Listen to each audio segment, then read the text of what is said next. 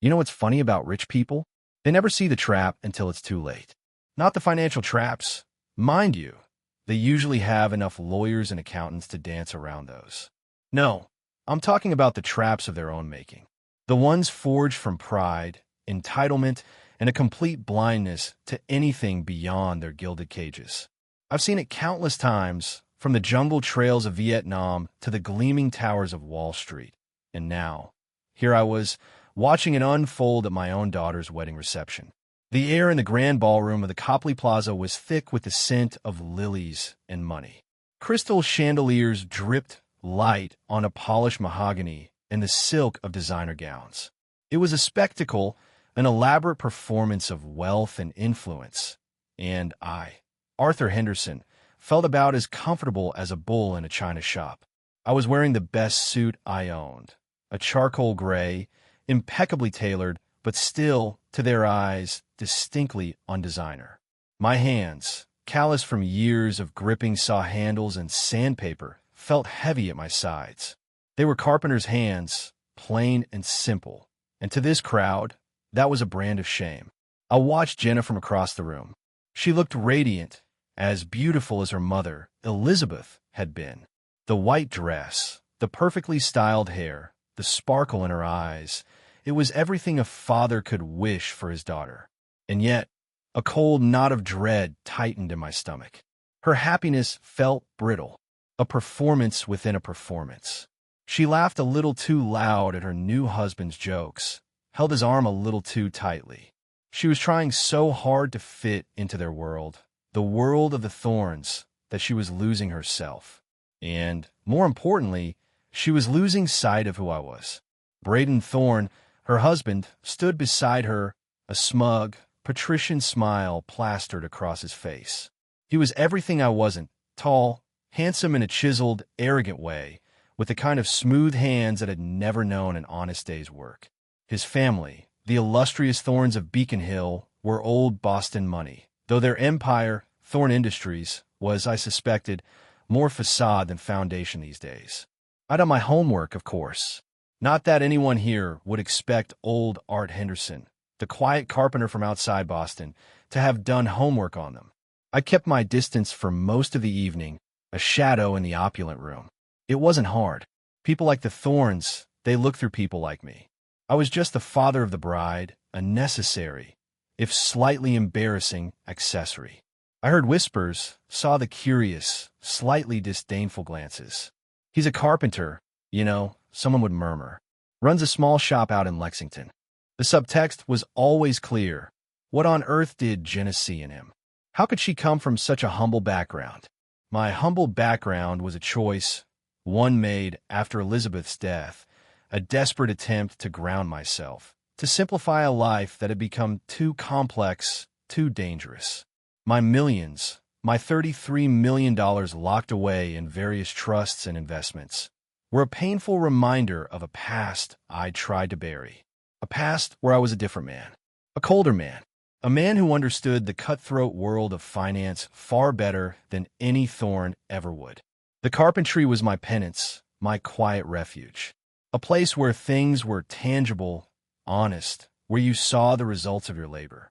It was a lie, yes, but it was a comfortable one, a necessary one, I'd told myself, to protect Jenna from the very darkness that money could bring. But now, watching her, I wondered if my silence had been a mistake. Had my desire for anonymity, my refusal to flaunt my true wealth, inadvertently taught her all the wrong lessons? Had it taught her to value appearance over substance? To despise the very hands that had built her a life? The moment came, as all wedding speeches do. Braden's best man delivered a series of utterly forgettable anecdotes. Then Braden himself took the microphone, his voice dripping with condescension as he thanked his parents, his new in-laws, a quick, dismissive nod to my table, and then, with a flourish, his beautiful bride. He painted a picture of a glamorous future, a life of endless possibilities, carefully omitting any mention of the precarious state of Thorn Industries. I saw him glance at me then, a flicker of triumph in his eyes, as if to say, "Look what I'm taking from you, old man." Then it was Jenna's turn. She looked out at the assembled guests, her eyes shining, a carefully rehearsed smile on her lips. She thanked the Thorns effusively for welcoming her into their wonderful family. She thanked Braden for showing her what true ambition and success look like. And then she turned to me. My heart hitched. A foolish, hopeful part of me believed she might say something, anything, to bridge the growing chasm between us. Something real. Her smile thinned. Her voice, usually soft, hardened just a fraction. And of course, she began, her gaze sweeping over me with a dismissive air. My father, Arthur. He's always been a simple man. A carpenter. She paused, letting the word hang in the air like an insult. He taught me that you don't need to chase after wealth, because you'll never really achieve anything great anyway. The air left my lungs. The knot in my stomach tightened into a vice. I saw Braden at her side, a ghost of a smile playing on his lips, a silent victory. Jenna continued, oblivious to the wound she was carving into my soul. I just hope Braden can teach me that sometimes you can and should dream bigger than a simple working life. 11 words. 11 words that sealed their fate. The polite applause that followed sounded like thunder in my ears.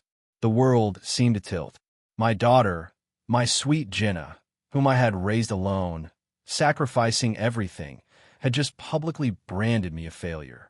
A simple man who never achieved anything. The lie I had lived, the shield I had worn to protect her, had been turned into a weapon against me. A lifetime of discipline, of suppressing emotion, of analytical detachment, kicked in. The world around me blurred, but the faces of Jenna and Braden remained in sharp, unforgiving focus. I remembered Elizabeth, her gentle smile, her fierce belief in truth and honor. Never let injustice stand, Art, she used to say. It eats away at the soul. Something clicked inside me. A switch, buried deep under years of carefully constructed quietude, flipped. The gentle, unassuming carpenter vanished, replaced by the man who had survived a war, built an empire, and learned to read people like an open book. My hands, the hands she'd dismissed, clenched under the table. They weren't just carpenter's hands. They were the hands of a man who had built fortunes, broken enemies, and, if necessary, could dismantle an empire piece by bloody piece. My eyes, which had been kindly tired, now became shards of steel.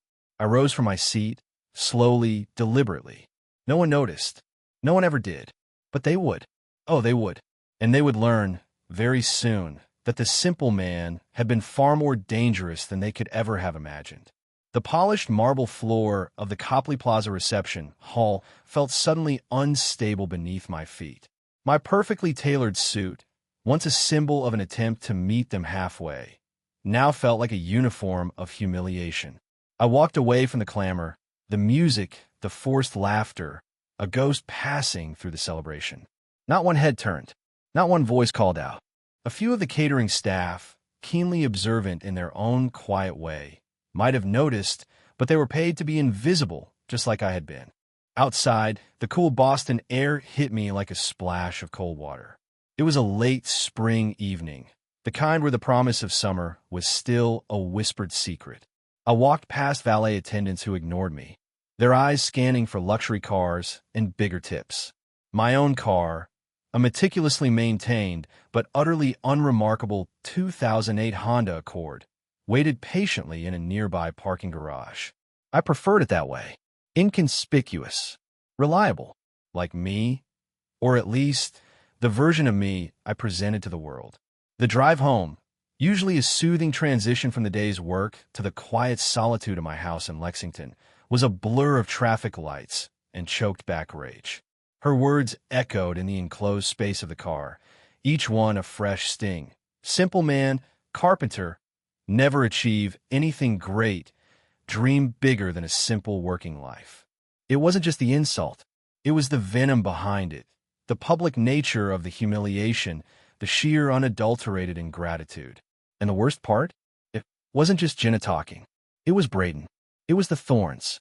It was their entitlement, their hollow superiority, poisoning my daughter's mind. They had taken the quiet dignity I had chosen, the peace I had painstakingly built and twisted it into a caricature of failure. They had used my silence, my humility, against me. A flicker of Elizabeth's face crossed my mind, her bright eyes, her empathetic smile. What would Elizabeth say, Art? I asked myself, the familiar question a balm, but also an accelerant to the fire within me. She would be heartbroken. She would be furious. And then she would be resolute. She was the one who taught me the difference between turning the other cheek and allowing yourself to be walked all over. There's a line, Art, she used to say, her hand warm in mine, and when they cross it, you have every right to defend what's yours. Your honor, your peace, your family. They had crossed the line. They had not merely insulted me. They had trampled on the very values I had tried to instill in Jenna, values I had learned, often painfully, during my younger years. My wealth, the $33 million that sat in offshore accounts and meticulously managed portfolios, wasn't just money. It was a legacy, a burden, and a testament to a life far more complex and brutal than any of them could ever imagine. I had kept it hidden for a reason, a very good, very painful reason. My simple working life was a carefully constructed fortress designed to keep out the very kind of predators I now saw in the thorns. But now, that fortress had been breached from within by my own daughter, wielding the words of my enemies. My quiet life as a carpenter wasn't an admission of defeat. It was a retreat from a world that had nearly consumed me after Elizabeth's death. It was my way of finding solace, of trying to raise Jenna away from the avarice and ruthlessness that had once defined my existence. But now that choice, that deliberate humility, was being used to diminish me, to make me seem less than. I pulled into my driveway, the old colonial house, nestled among mature oaks, a beacon of quiet normalcy. No sprawling estate, no flashy cars. Just a home. My home. The garage door rumbled open, revealing my perfectly organized workshop, the scent of sawdust, linseed oil, and freshly cut pine, a familiar comfort. Tonight, it offered no solace. Tonight, it felt like a cage. The silence of the house, usually a source of peace, felt heavy, accusing. I walked into my study, a room rarely used for anything beyond reading or paying bills. Tonight, it would become a command center. I sat at my old oak desk, the same one I'd built for Elizabeth years ago. My fingers, still trembling slightly from the raw emotion, reached for my phone. I scrolled to a contact I rarely used, Sam White, legal. Samantha White, a sharp, brilliant young lawyer I'd quietly put through law school after a chance encounter years ago. She didn't know the full extent of my resources, but she knew enough to know I wasn't just Art Henderson, the carpenter. She was loyal, discreet, and possessed a quiet ferocity that I deeply admired. I took a deep breath, the last vestiges of raw anger giving way to a cold, crystalline resolve. The kind of resolve that had served me well in the jungles of Southeast Asia, in the boardrooms of Silicon Valley. The kind that had built fortunes and dismantled empires. I dialed. The phone rang twice before her crisp, professional voice answered. Sam White. Sam, I said, my voice steady, betraying none of the turmoil within. It's Art Henderson. A brief pause. Mr. Henderson. It's late. Everything all right? Her tone was concerned, alert. No, Sam, I replied, staring out into the inky blackness of my backyard. Everything is far from all right. I have a job for you. A very personal job, and a very expensive one.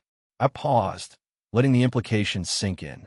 My daughter's fiancé just sealed his fate with 11 words. And I need you to help me show him and his entire family exactly what nothing looks like when it's taken from them. I need you to help me clean house. Every single skeleton, every single dirty secret. I want them all. I could almost hear her processing the gravity of my tone, the underlying steel that rarely surfaced. Mr. Henderson, she said, slowly, are we talking about a simple legal dispute, or something more comprehensive? Comprehensive, Sam, affirmed, a grim smile touching my lips. I want to dismantle an empire, piece by piece, and I want to make sure my daughter, for all her misguided beliefs, understands the difference between true wealth and manufactured status. There are some mistakes that cost a man nearly everything, Sam, and some lessons that must be learned, no matter the price. I'm done being quiet, and I'm done being underestimated. The ghost of Elizabeth's smile, gentle and knowing, seemed to approve. My silence had ended. The game had begun. The next morning, the smell of freshly brewed coffee in my kitchen was a stark contrast to the burning intensity of my resolve. It was early, well before dawn, my usual time for quiet contemplation and planning. But today, the contemplation was sharper, the plans more intricate, the stakes immeasurably higher. I was no longer just Art Henderson, the carpenter. I was Art Henderson, the architect of a very deliberate, very personal demolition.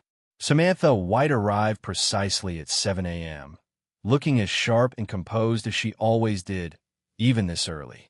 She wore a tailored pantsuit, her red hair pulled back in a neat bun, and her eyes, usually bright with youthful optimism, held a touch of sober curiosity.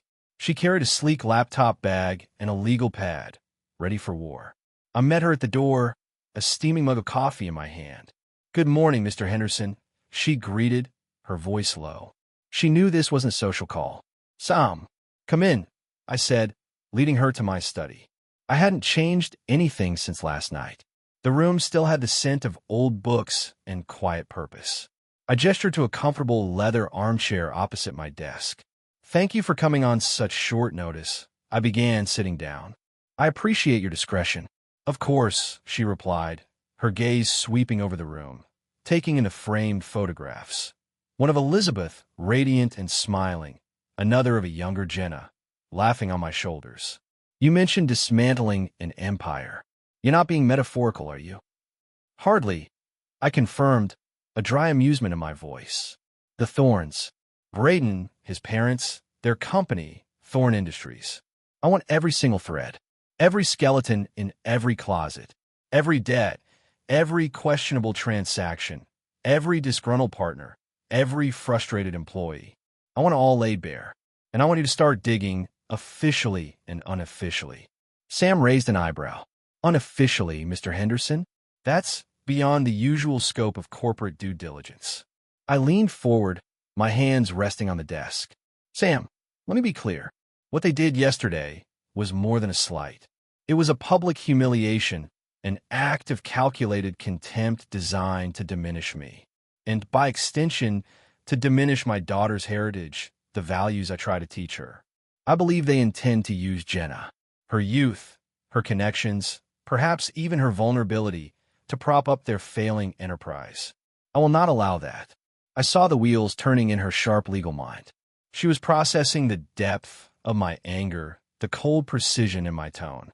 "And your resources for this, Mr. Henderson?" she asked, her voice cautious. She knew I had money, but not how much. "Unlimited," I stated simply. "Consider it a blank check. Whatever you need, investigators, forensic accountants, legal teams. But more importantly, Sam, you need to understand who you're working for. I'm not just Art Henderson, the carpenter." I paused, gathering my thoughts. It was time to pull back the curtain, at least a little. Before Elizabeth passed, before I found solace in building things with my hands, I was a different man. My past isn't just about wood and sawdust, Sam. It's about strategy, about reading people, about understanding systems, vulnerabilities, and how to exploit them. I rose and walked to a bookshelf, pulling out a thick, leather-bound album. "You see this?" I opened it to a faded photograph of a young man in a Marine Corps uniform, a fierce intensity in his eyes. It was me decades ago in Vietnam. I served in Marine Force Recon, Special Operations. You learn a few things there about anticipating your enemy, about finding the weak points, about achieving objectives through unconventional means when necessary. I turned another page, showing her a picture of a younger me, dressed in an ill-fitting suit, standing in front of a fledgling tech startup sign in a garage in Palo Alto. After the Corps, I found myself in a different kind of jungle. Silicon Valley, early 90s. The dot-com boom. Everyone thought I was just some lucky stumblebum who got in at the right time. But luck is rarely a substitute for meticulous research, calculated risk, and a deep understanding of market dynamics. I closed the album, my gaze meeting hers. I became what they call a venture capitalist, an angel investor. I didn't just invest money, Sam. I invested knowledge. I mentored founders. I saw patterns where others saw chaos. And I made a fortune, a very considerable fortune. Not because I was greedy, but because I was good. And because Elizabeth pushed me, believed in me, tempered my ruthlessness with compassion. My voice softened as I spoke her name. After she died, tragically, in an accident that was indirectly tied to my growing public profile and the cutthroat nature of that business, I pulled back. Drastically. I liquidated assets, diversified, moved the bulk of my wealth into untouchable trusts, and disappeared. I became this simple carpenter. My way of grieving. My way of protecting Jenna from that world. Sam was silent, her expression a mix of awe and understanding. So, the $33 million wasn't an exaggeration then. It's a conservative estimate, I confirmed, and it's all at your disposal. I want you to understand that what we're about to do isn't about petty revenge. It's about justice. It's about protecting my daughter, even from her own misguided choices, and holding these people accountable for their arrogance and their deceit. They don't respect hard work. They don't respect honor. They only respect power, and I intend to show them mine. Her eyes hardened. Understood, Mr. Henderson. Where do I start? Start with the public records? I instructed. SEC filings, corporate registries, property deeds, lawsuits, bankruptcies. Look for any inconsistencies, any unusual cash flows, any sudden acquisitions or disposals. Then, once you have the public face, we'll move to the shadows. I'll give you access to a separate, untraceable fund for private investigators. And there's one other person you'll need to work with. I picked up my other phone, a burner I kept for sensitive contacts. I dialed a number I hadn't used in years. It rang once, twice, then a gruff voice answered. Morgan. Jake, I said, a slight warmth entering my voice. It's Art. A beat of silence. Then a chuckle. Well, Art Henderson. Didn't think I'd hear from you unless the world was ending, or you needed a very particular kind of splinter removed. Something like that. Old friend, I replied, a ghost of a smile touching my lips. The world isn't ending, but someone's about to learn a very expensive lesson. I need you to dust off your contacts. I need you to start shaking some trees. I need you to turn over every rock in Boston and see what scuttles out from under the Thorne family. Thorns, huh? Jake mused. Old money, but I hear they're bleeding green these days. What did they do? They insulted my daughter, I said, my voice dropping to a low, dangerous tone. And then they insulted me. Publicly. At her wedding. And I believe they intend to use her as a pawn in their schemes. You know what that means. Another pause. Ah, Jake said, a note of grim understanding in his voice. The calm smile. The one my old unit used to know meant someone was about to learn a very painful lesson. Consider it done, Art. Send me the details. And introduce me to your lawyer. We've got work to do. I hung up, a sense of grim satisfaction settling over me. The pieces were in motion. The simple carpenter was gone. The strategist, the investor, the marine was back. And the Thorns, in their arrogance, had no idea what was coming for them. The next few weeks became a blur of hushed phone calls, encrypted emails, and clandestine meetings. My simple carpentry shop, in Lexington, usually filled with the comforting hum of a table saw and the scent of cedar, subtly transformed. It still served its purpose as a functional workshop. I made sure of that, meticulously crafting custom cabinets and furniture for local clients. It was part of the charade, a necessary distraction. But beneath the veneer of sawdust and woodworking tools, the real work was unfolding. Sam and Jake became my hands and eyes, extending my reach into the darkest corners of Boston's financial and social underworld. Sam, with her legal prowess, delved into the public-facing aspects of Thorne Industries. SEC filings, annual reports, property records, and a bewildering array of corporate subsidiaries and shell companies. Jake, on the other hand, operated in the shadows. His network, forged during his decades as a private investigator and before that, in places we rarely spoke about, was vast and surprisingly effective. He knew how to find the disgruntled former employees, the overlooked mistresses, the desperate business partners, and the whispers that never made it into official records. "Mr. Henderson," Sam reported during one of our daily encrypted video calls, her voice tight with professional excitement. "Thorn Industries is less of an empire and more of a house of cards built on quicksand. Their balance sheets are creative, to put it mildly. There are significant discrepancies between their reported assets and liabilities. They're leveraged to the hilt, using shell companies to mask debt, and their cash flow is a constant struggle. They've been aggressively selling off non-core assets, but at fire sale prices indicating a desperate need for liquidity." I listened, my eyes closed for a moment, visualizing the financial landscape she described. It was precisely what I had suspected. The kind of superficial grandeur the Thorns displayed always came with a hidden cost. They valued appearances more than substance, and that was always a recipe for disaster. "Are there any obvious red flags that would catch the attention of regulators?" "Oh, absolutely," Sam replied, a dry amusement in her tone. "Several.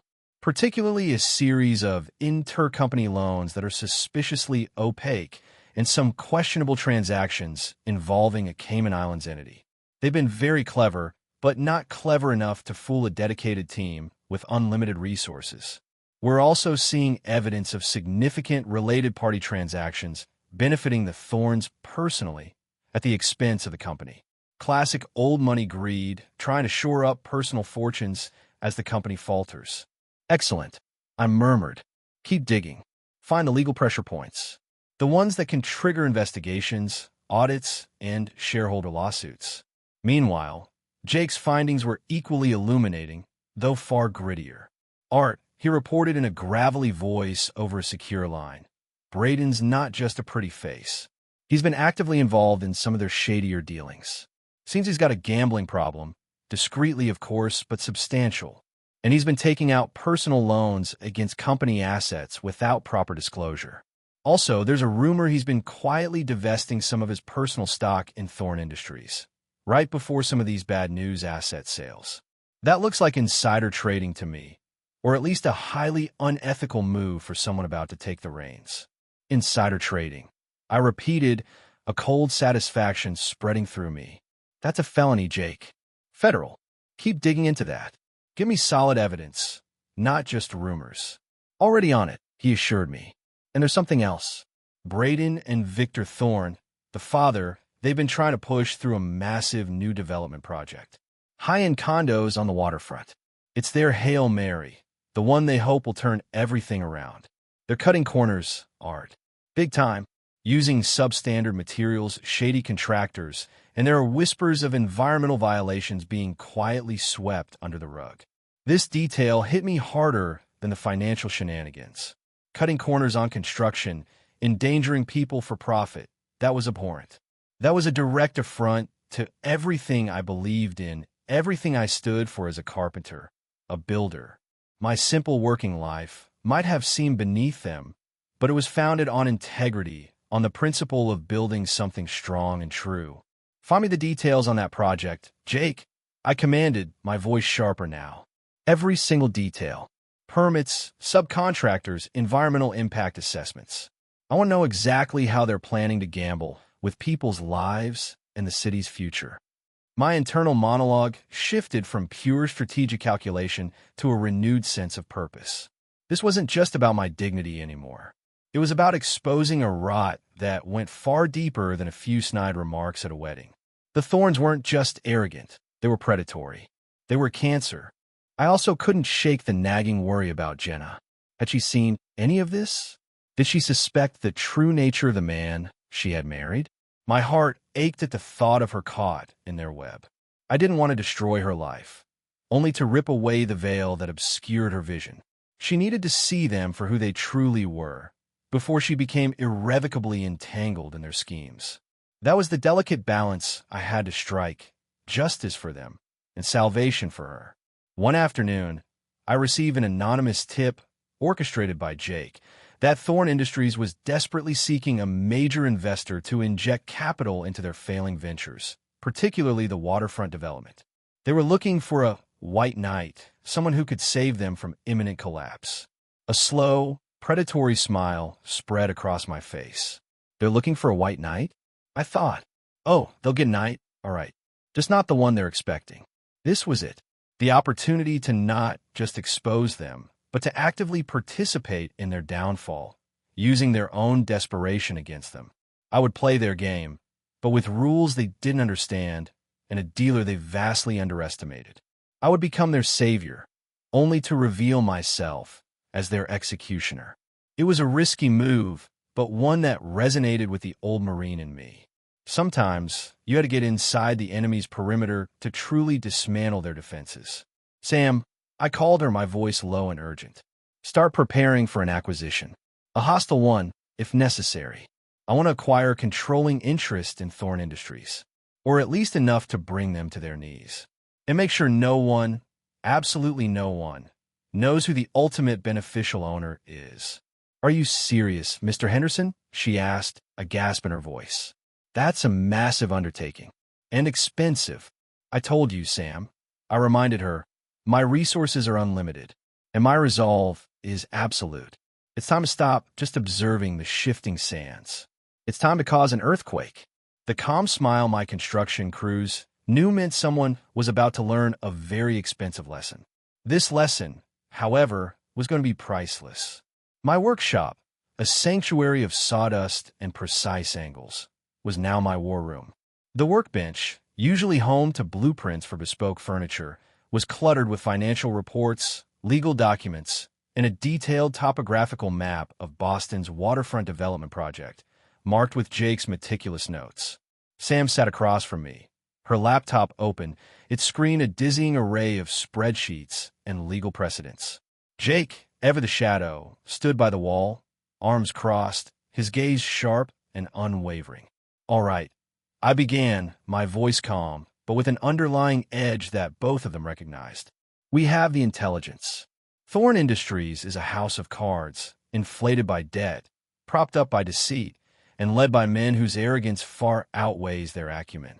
Braden is actively engaging in questionable financial practices bordering on criminal, and the entire family is trying to use Jenna to secure a lifeline for their dying company. I paused, letting the words sink in. My objective remains twofold. First, to expose their corruption and dismantle their empire, ensuring they face the consequences of their actions.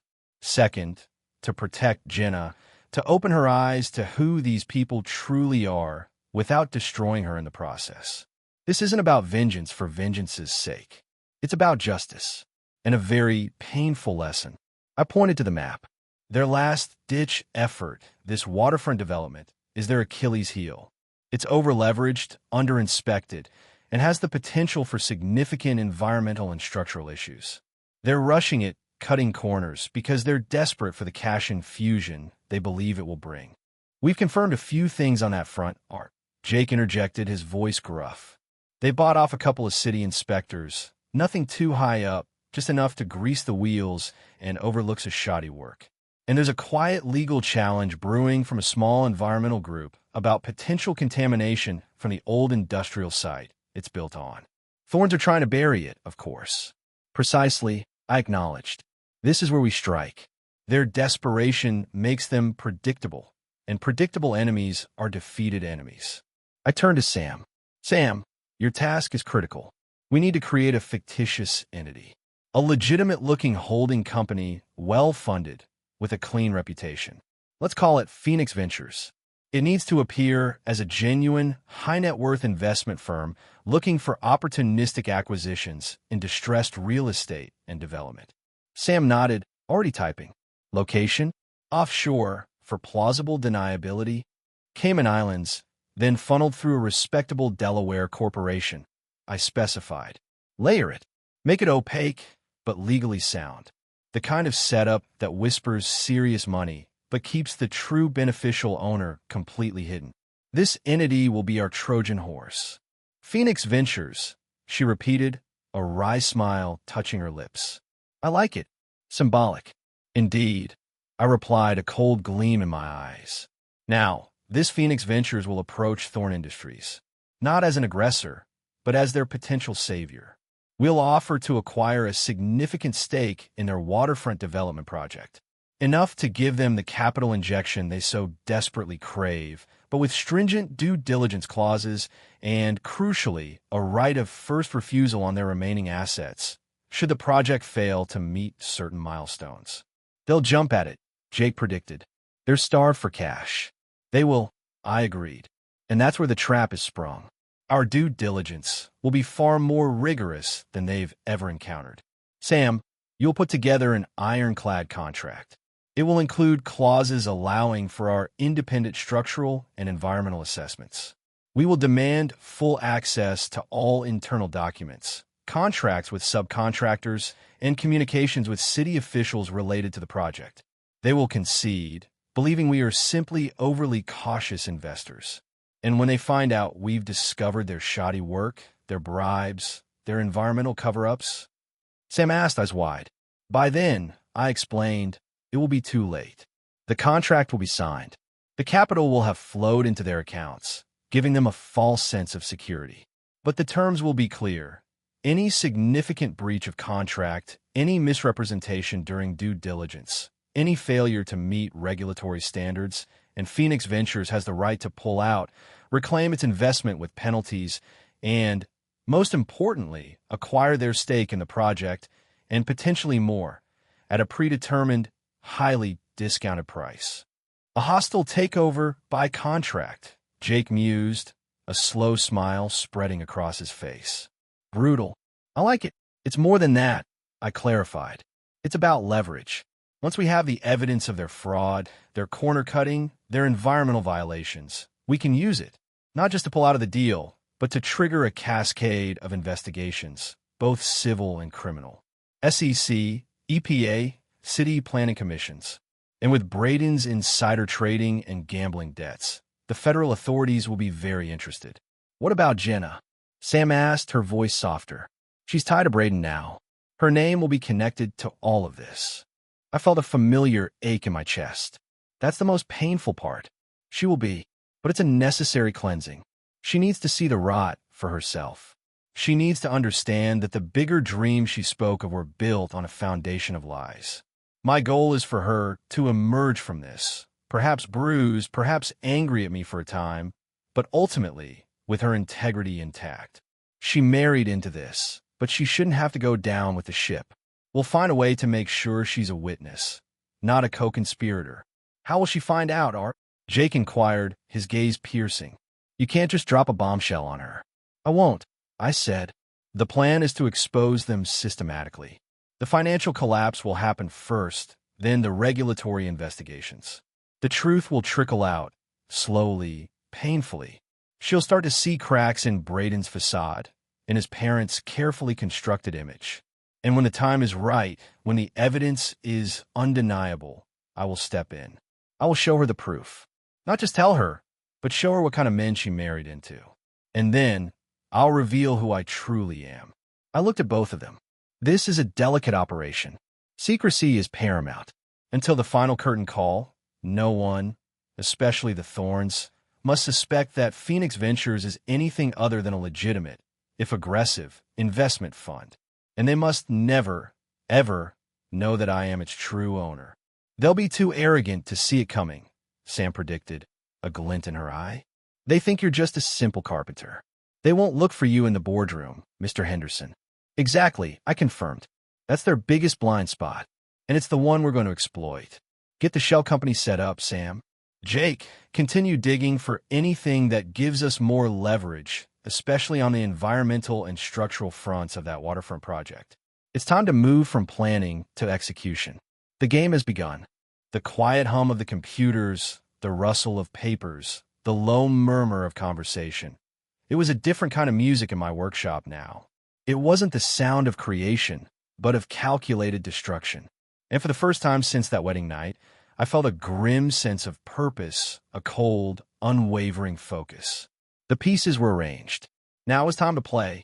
The first contact between Phoenix Ventures and Thorn Industries was a meticulously orchestrated affair.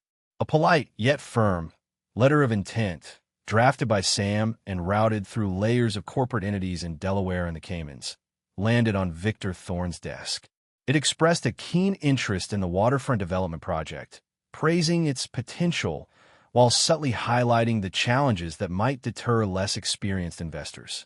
It was an olive branch laced with poison, and the Thornes, desperate as they were, swallowed a whole. Victor Thorne himself, his face a mask of practiced civility, met with Phoenix Ventures' lead negotiator, a sharp, no-nonsense corporate lawyer Sam had handpicked from her network. I wasn't there, of course. I was in my workshop, meticulously sanding a cherrywood tabletop, the smell of fresh wood a grounding counterpoint to the high-stakes drama unfolding hundreds of miles away. But I received hourly updates from Sam, her voice crisp with suppressed excitement. "They bit Mr. Henderson," she reported one afternoon. "Hard." Victor Thorne practically tripped over himself trying to sell us on the unprecedented opportunity. Braden was there too, trying to project an air of sophisticated confidence, but I could hear the desperation in his voice when he mentioned their aggressive timeline for closing the deal. "Did they agree to our due diligence clauses?" I asked, my focus unwavering as I checked the grain of the wood. "Every single one," Sam confirmed, a note of triumph in her voice. "Full access to all project documents, financial records, engineering reports, environmental impact statements, independent site visits, interviews with subcontractors." They balked at first, of course, citing proprietary information, but when our negotiator gently suggested it might indicate a lack of transparency, and therefore a higher risk premium, they folded. A cold smile touched my lips. "Good. The hook is set. Now reel them in, slowly. Give them just enough hope to make them reckless."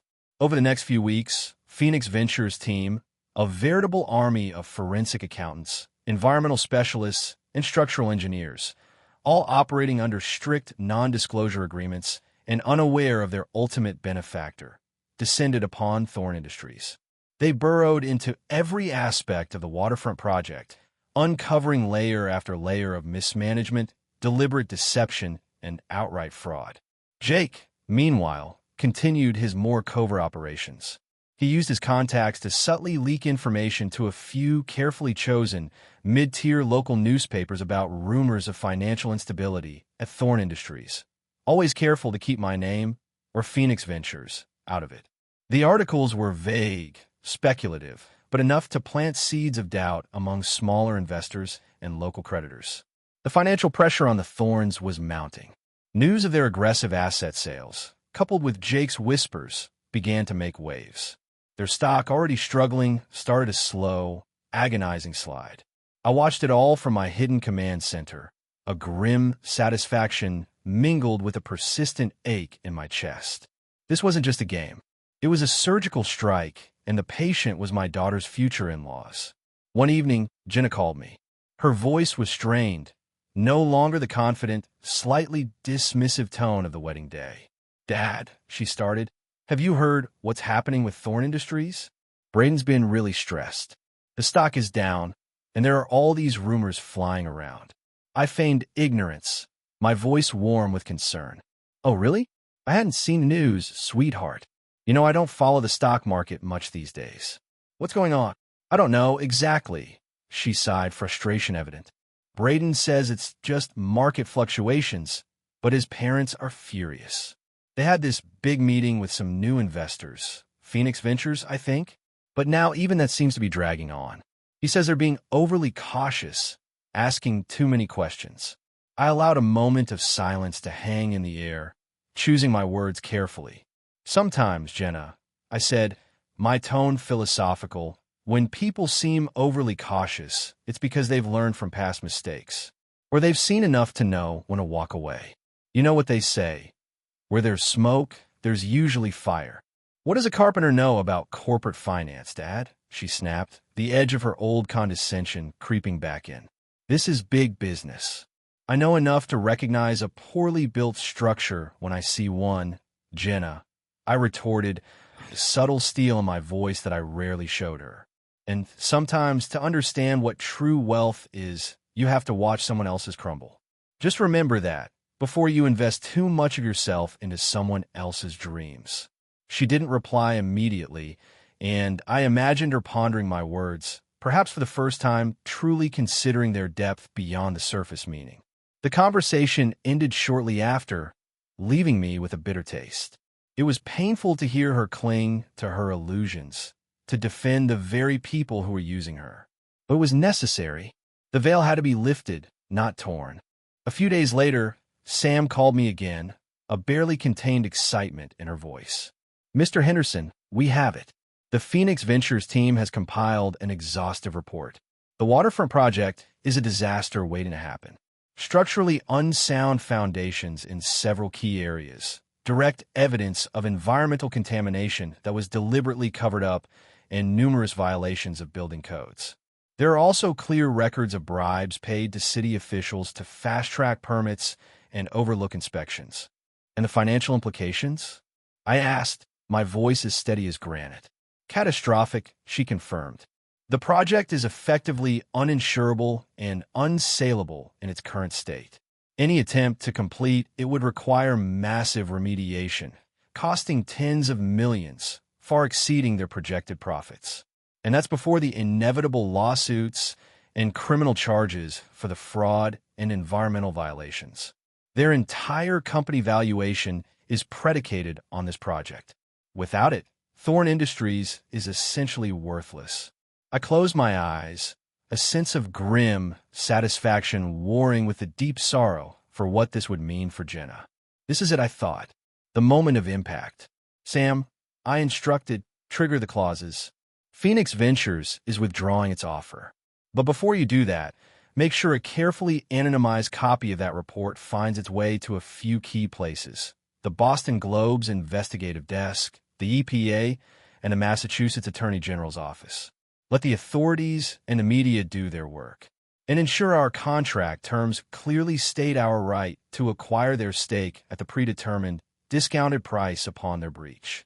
"Consider it done, Mr. Henderson," she replied, her voice firm. "They won't know what hit them." I hung up the phone, walked over to my workbench, and picked up a piece of rough-hewn oak. My fingers, still strong and steady, traced the grain. This wasn't about building anymore. It was about tearing down, clearing the wreckage, and perhaps eventually building something true and honest from the ashes. The first blood had been drawn. The empire had begun to unravel, and the thorns, still caught in their web of arrogance and deceit, had no idea that the simple carpenter was about to deliver the final, devastating blow. The phone call came exactly when I expected it. 2 days after Phoenix Ventures officially withdrew its offer, citing unacceptable levels of undisclosed risk and systemic mismanagement, in a highly professional, yet utterly damning letter that was already making waves through Boston's financial circles. 2 days after the first whispers of the Boston Globe investigative report began to circulate, hinting at a major expose on a prominent development project. It was Victor Thorne, Braden's father, his voice a tight, barely controlled rasp. "Henderson," he barked, skipping any pleasantries. "I need to speak with you. Immediately. About this situation with Phoenix Ventures." I let a beat of silence hang in the air, a silent assertion of control. "Mr. Thorne," I replied, my voice calm, almost leisurely. "I'm not sure what a simple carpenter can tell you about high finance. My shop hours are usually from 8 to 5. Don't play games with me, Henderson," he snarled, his patrician facade crumbling. "This isn't about carpentry. This is about my son, my family, our company. We know you had some involvement with Phoenix. Jenna mentioned your conversation. She said you knew something." "Jenna talks too much," I mused, deliberately vague. "And I only know what I build, Mr. Thorne. Strong foundations, honest materials. Nothing that crumbles under pressure. Perhaps your company could learn a thing or two from that." His enraged sputter was almost comical. "I'm coming to your house, Henderson. Now, I suggest you be there." "My house is always open to civil discourse, Mr. Thorne," I replied, a chilling politeness in my tone. "Just make sure you bring an open mind, and perhaps a few answers." I hung up before he could respond, a grim satisfaction settling in my chest. They were panicking. Good. Less than an hour later, a sleek black Mercedes pulled into my gravel driveway. Braden was with his father, Victor. They emerged from the car, their faces tight with fury and barely concealed fear. Victor, impeccably dressed, but with a visible tremor in his hands, looked like a man on the verge of apoplexy. Braden, usually so self-assured, seemed smaller, his usual swagger replaced by a nervous energy. They marched up to my front door, looking utterly out of place against the backdrop of my unassuming colonial home. I opened the door before they could knock. "Gentlemen," I greeted, my expression neutral. "To what do I owe this unexpected visit?" "Cut the crap, Henderson." Victor practically spat, pushing past me into the foyer. Braden followed, his eyes darting around, taking in the simple, yet tastefully furnished interior, the handcrafted furniture that filled my home. He likely recognized the quality, even if he dismissed the artisan. "My daughter lives here, Mr. Thorne," I said, my voice dropping, a quiet warning in my tone. "I suggest you conduct yourselves with a modicum of respect." "Respect?" Braden scoffed, finally finding his voice, though it cracked slightly. "You expect respect when you're clearly orchestrating some kind of attack on our family. You common labor?" I turned to him, my gaze piercing. "Common labor? Is that what you call the man who built the very chair you're about to sit on, the table where your daughter eats, the foundation of her entire life, before you started filling her head with your empty promises?" I walked past them, leading the way into my study. "Sit down, gentlemen. Let's discuss this attack." They sank into the leather armchairs, their initial bluster beginning to deflate under my unwavering calm. The room felt heavy with unspoken accusations and impending revelations. "What do you know about Phoenix Ventures, Henderson?" Victor demanded, try to regain control. "What part did you play in their withdrawal?" "We had a deal, a handshake." "A handshake?" I chuckled, a dry, humorless sound. "Mr. Thorne, in my world, a handshake means something. It means honesty, integrity, trust. Things that appear to be in short supply in your particular corner of Boston. As for Phoenix Ventures, I assure you, my involvement is limited. I hear things, of course. A man who works with his hands hears many things, especially when the foundations are cracking." "Cracking?" Braden interjected, his face flushing. "What are you talking about?" "The waterfront project is solid. It's our future." I leaned forward, my hands clasped on my desk, my eyes unblinking. "Is it, Braden? Are the foundations solid? Or are they built on contaminated land, with substandard concrete, approved by inspectors whose palms were greased with your father's money?" Their faces went white. The bluster evaporated. They stared at me, dumbfounded, exposed. How do you know that?" Victor stammered, his voice barely a whisper. "I always loved details, Mr. Thorne," I replied, a cold smile touching my lips. "Especially the ones you hide in your reports. The ones you try to bury under layers of paperwork and bribes. You thought I was just an old carpenter, didn't you? Someone who wouldn't understand the complexities of big business. You made a fatal mistake." "Your Phoenix Ventures?" Braden choked out, a dawning horror in his eyes. "No, Braden," I said, a slight shake of my head. "I'm a man who hired Phoenix Ventures. I am a man who funded their investigation. And I am the man who watched, patiently, as you and your father laid bare every single dirty secret of your so-called empire. Did you really think I'd allow you to drag my daughter into your collapsing house of cards?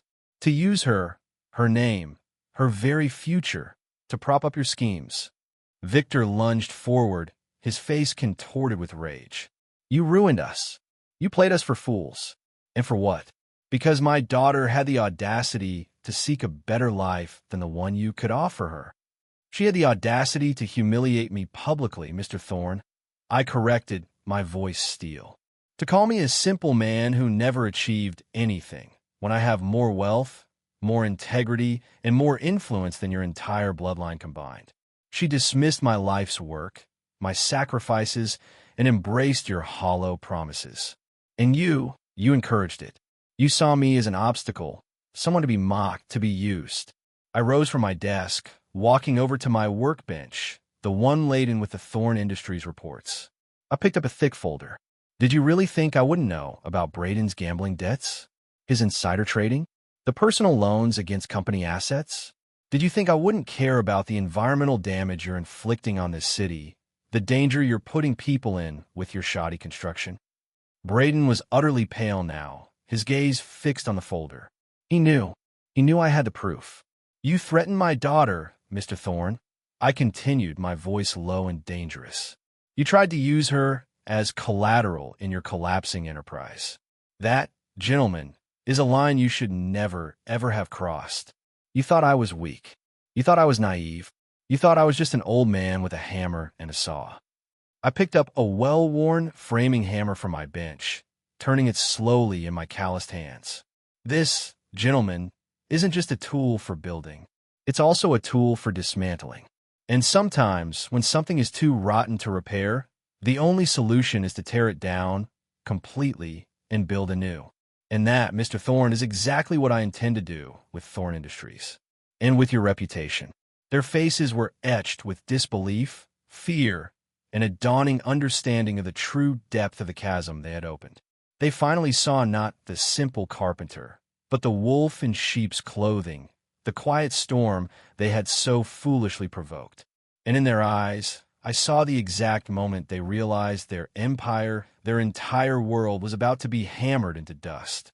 The emergency shareholder meeting called by Thorne Industries felt less like a corporate gathering and more like a public execution. The air in the grand, wood-paneled boardroom of Thorne Industries' downtown office was thick with tension, fear, and a palpable sense of betrayal. Word had spread like wildfire. The Boston Globe expose, meticulously crafted from the anonymized report Sam had leaked, had hit the stands that morning, detailing the scandalous environmental cover-ups and structural deficiencies of the waterfront development project. The EPA had announced a preliminary investigation. The SEC was rumored to be looking into unusual trading patterns.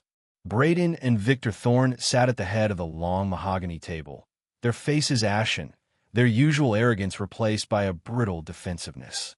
Evelyn Thorne, Braden's mother, sat beside them, her posture rigid, her eyes darting nervously around the room, which was packed with anxious shareholders, bewildered creditors, and a smattering of reporters who had somehow managed to gain entry.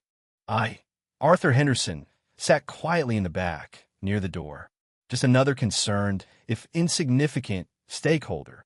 My attire was the same as always, a practical, dark suit, unremarkable and blending into the background.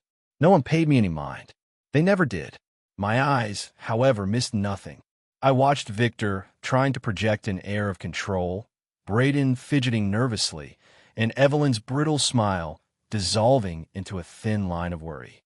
I watched the faces of the smaller investors, the anger building in their eyes as the gravity of the situation became clear.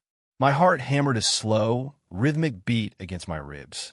This was it, the moment I had been working towards, meticulously, painfully, for weeks. The culmination of a promise made years ago to Elizabeth, a promise to never let injustice stand, and a promise to myself, to my daughter, to show them all the true cost of disrespect. I saw Jenna then. She walked in hesitantly, her eyes swollen, her usually pristine appearance disheveled. She looked lost, scared. She spotted Braden and hurried to his side, taking his hand, a desperate act of solidarity. My heart ached for her, seeing her so vulnerable, so clearly caught in the crossfire. But this was a lesson she had to learn. She had to see the truth with her own eyes. Victor Thorne cleared his throat, his voice trembling slightly. Ladies and gentlemen, thank you for attending this unscheduled meeting. As you know, Thorne Industries has recently faced some challenges. Misinformation, unfounded allegations. But I assure you, we are working diligently to address these concerns. He launched into a practiced, if unconvincing, denial of the Globe's report, blaming opportunistic competitors and misguided environmentalists. He tried to paint Phoenix Ventures' withdrawal as a mere disagreement over terms, rather than a damning indictment of their operations. Braden nodded along, his eyes blank, rehearsed.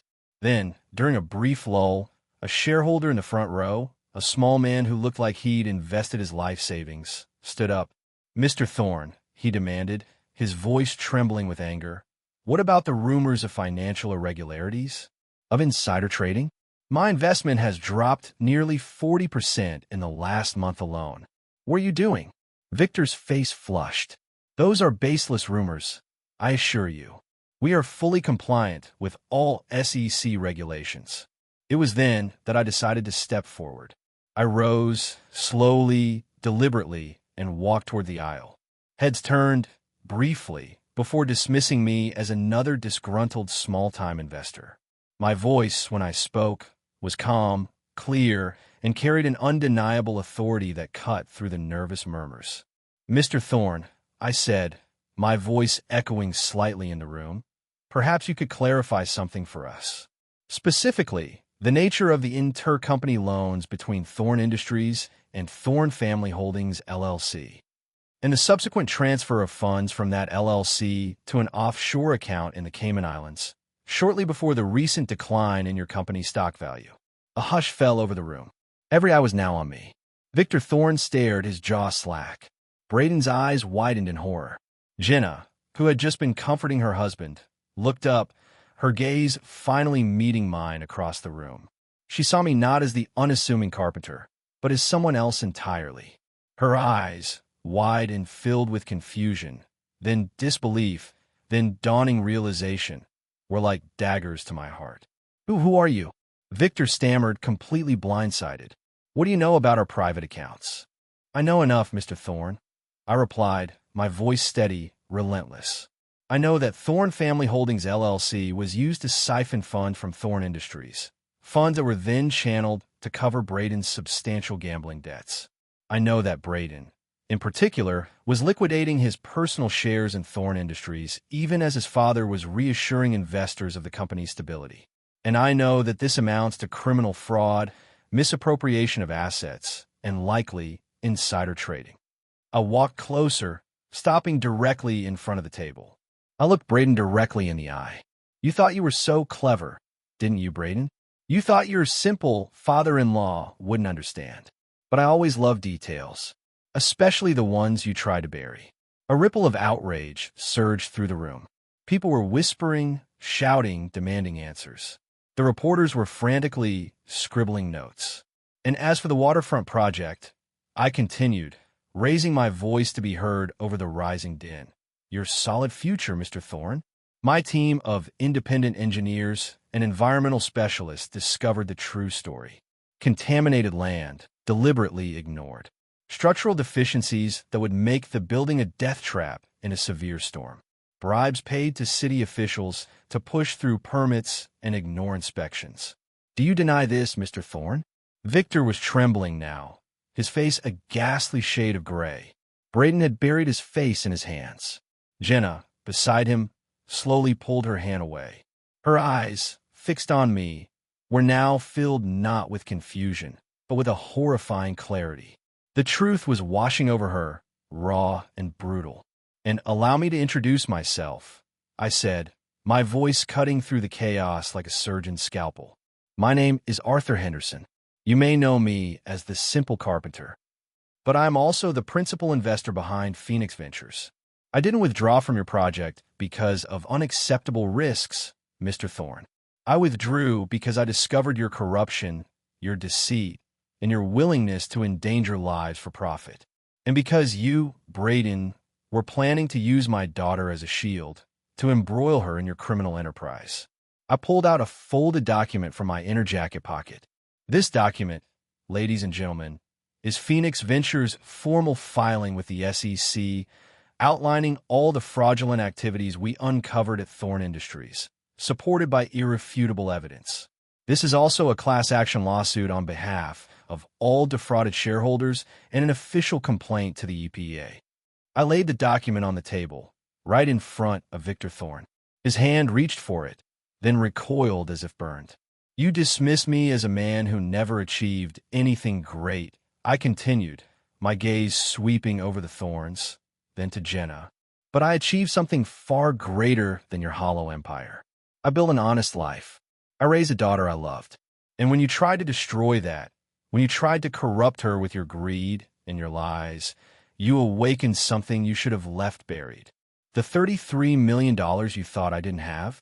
It bought me the truth. It bought me the ability to expose you. And it bought me the satisfaction of seeing justice served. The room erupted.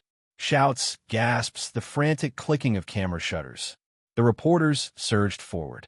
Victor Thorne slumped in his chair, defeated. Braden sat frozen, his world crashing down around him. Evelyn Thorne let out a choked sob. And Jenna, her eyes, tear-filled, met mine again. She looked at me, her father, the simple carpenter, now revealed as an avenging angel, an unstoppable force. The man she had dismissed, the man she had publicly shamed, was now systematically dismantling the world she had so desperately tried to enter. In her eyes, I saw shock, anger, shame, and perhaps for the first time, a glimmer of profound, terrifying understanding. The moment of truth had arrived, and the truth, as always, was far more devastating than any lie. The aftermath was swift and brutal, a corporate and personal tsunami that swept through the gilded halls of Thorne Industries and the insulated world of Boston's old money. The SEC and EPA investigations, bolstered by Phoenix Ventures' ironclad evidence, moved with unprecedented speed. The Boston Globe expose exploded into a national story, painting the Thornes as archetypal villains, arrogant, corrupt, and ultimately self-destructive. Victor and Braden Thorne were arrested within days. Charges included corporate fraud, insider trading, bribery, and environmental violations. Their assets were frozen, their reputation irrevocably shattered. Evelyn Thorne, though not directly implicated in the criminal charges, found herself ostracized, her social standing in Beacon Hill reduced to ashes. Thorne Industries, once a symbol of Boston's industrial past, was declared bankrupt. The waterfront development project, their last desperate gamble, became a monument to their hubris, a rusting skeleton of steel and concrete, a legal quagmire, its contaminated land a stark reminder of their avarice. I watched it all unfold from a distance, mostly through news reports and Sam's detailed legal updates. There was a grim satisfaction, an undeniable sense of justice served. They had reaped what they had sown, and the harvest was bitter. But the victory felt hollow, tinged with a deep, persistent ache. Justice, I discovered, didn't always bring happiness. Sometimes it just brought a different kind of pain. My quiet life, once a comfortable refuge, was now complicated. Though my identity as the mastermind behind Phoenix Ventures remained officially anonymous, whispers began to circulate. Too many people had seen me at that shareholder meeting. Too many remembered my words. The simple carpenter was no longer quite so simple, quite so invisible. The hardest part by far was Jenna. For days after the meeting, she was silent. Her phone calls, her texts, they were aimed at others, at lawyers, at friends, but never at me. I knew she was staying with a college friend, avoiding the media frenzy that enveloped the Thorne family mansion. I gave her space, understanding that she needed time to process the seismic shift in her world and in her perception of me. My heart was a bruised thing in my chest. I had wanted her to see the truth, but not at the cost of breaking her. Finally, a week later, her number flashed on my phone. My hand trembled as I answered. Dad. Her voice was small, raw, stripped bare of all the bravado and superficiality. Jenna, I replied, my voice softer than it had been in weeks. Are you all right? I shocked Sobi.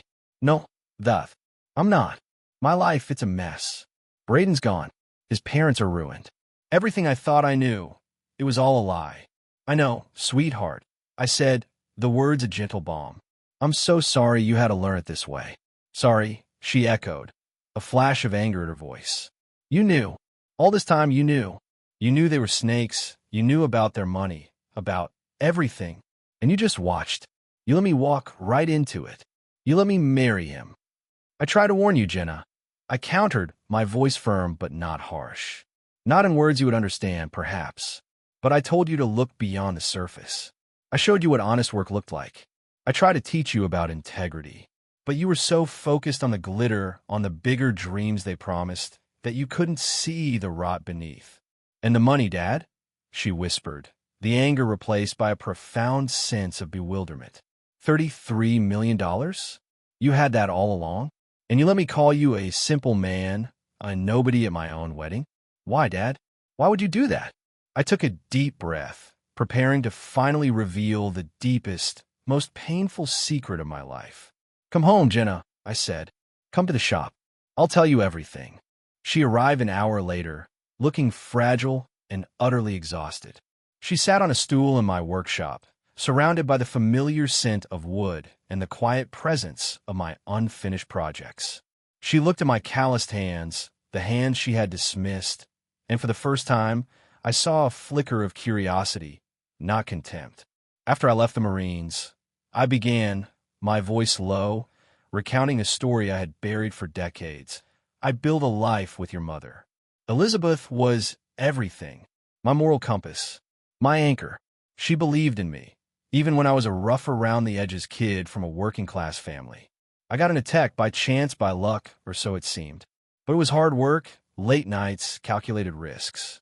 And it paid off, beyond my wildest dreams. I paused, picturing Elizabeth's face. The more successful I became, the more visible I got. And with that visibility came attention. Not all of it good. There were ruthless competitors, people who would do anything to get ahead. One of them, a man I'd outmaneuvered in a particularly aggressive takeover, decided to exact his revenge. Not on me, but on what I valued most. My voice hitched, the memory still fresh, still raw, after all these years. He arranged a message. A quel accident. It was supposed to scare me, to warn me off. But Elizabeth was in that car. She didn't survive. She died because of my wealth, Jenna. Because of the world I had built around us. Jenna gasped, her hand flying to her mouth, tears streaming down her face. She had known her mother died in a car accident, but never the true circumstances. I promised her on her deathbed that I would never let that happen again. I continued, my voice thick with emotion. I would protect you, no matter the cost. I liquidated everything I could, anonymously. I set up impenetrable trusts. I created Phoenix Ventures back then, as a shell, a fail-safe should I ever need to move assets quickly. And I became this simple carpenter.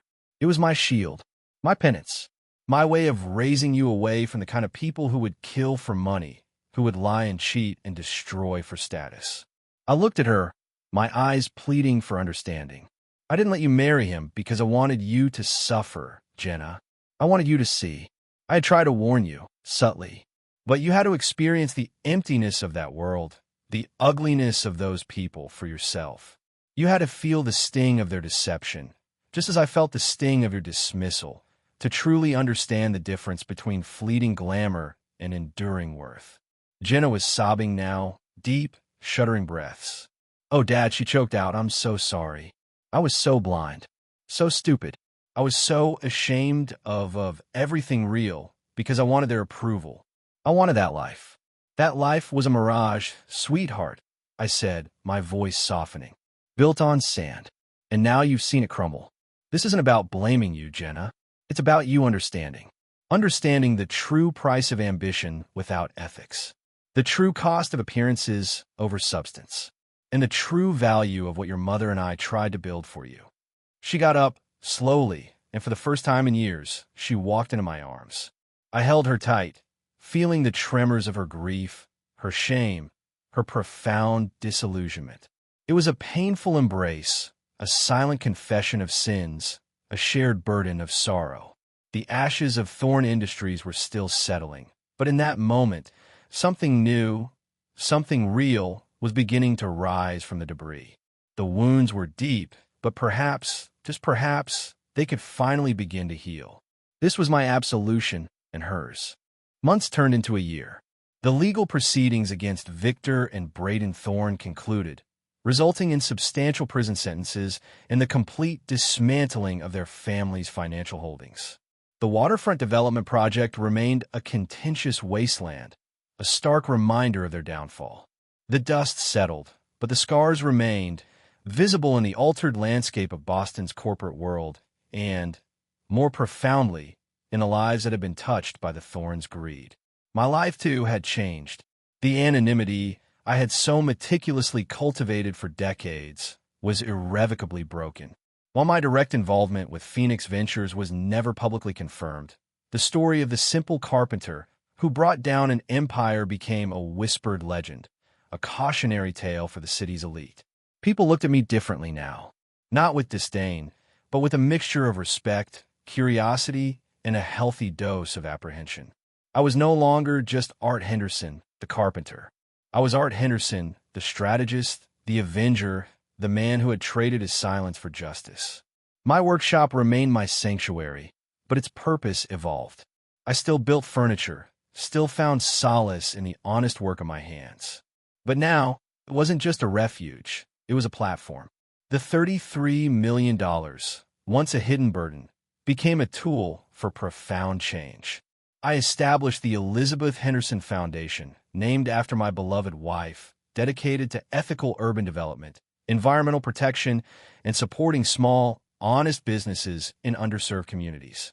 I funded scholarships for aspiring young engineers and architects, specifically those committed to sustainable and responsible building practices.